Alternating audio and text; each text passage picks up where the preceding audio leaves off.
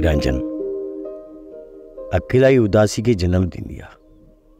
घरनि तरफ़ वञ, उते महिमान बि आया आहिनि ऐं मुजेरी जो हली बांह वेली थी।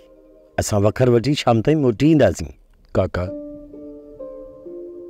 वञण वारनि जे गस खे त कयां पियो, उन्हनि सां त न मोकिलाए सघियुसि, पर जिन दगनि जिन पेचरनि तां हू विया हुया उन्हनि खे ॾिसी वापसि वञा पियो।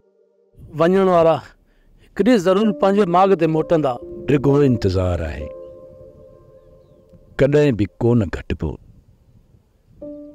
वञण वारा त विया आहिनि, पर हुननि जी तांग सीने में आहे, जेका कॾहिं बि कोन घटिबी।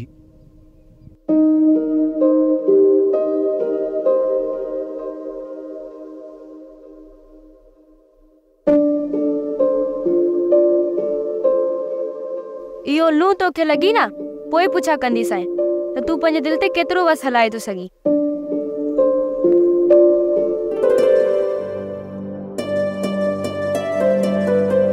सुमर, बाबा इहो जेको कांडेरो ताक़त ते वेठो आहे न, इहो असांजो मिटु आहे। ऐं ॿी ॻाल्हि त असांजो महिमान बि आहे। बाबा, असांखे महिमान जी वॾे में वॾी इज़त करणी आहे। पोइ उहो इज़त लाइक़ु हुजे या न, उहे भली असांजे ॻोठ जा न हुजनि, पर असांजी क़ौम जा त आहिनि। ऐं जेके क़ौम जा फ़र्द हूंदा आहिनि उहे सम्झ त हिक ई क़बीले जा हूंदा आहिनि। जॾहिं हिननि हितां लॾो खयो हो न, त उन वक़्तु कांडेरो बीमार हुयो ऐं पंहिंजे वलर सां सुखियो हुयो। हाणे ही पंहिंजे पूरे वेड़े में वञी अकेलो रहियो आहे।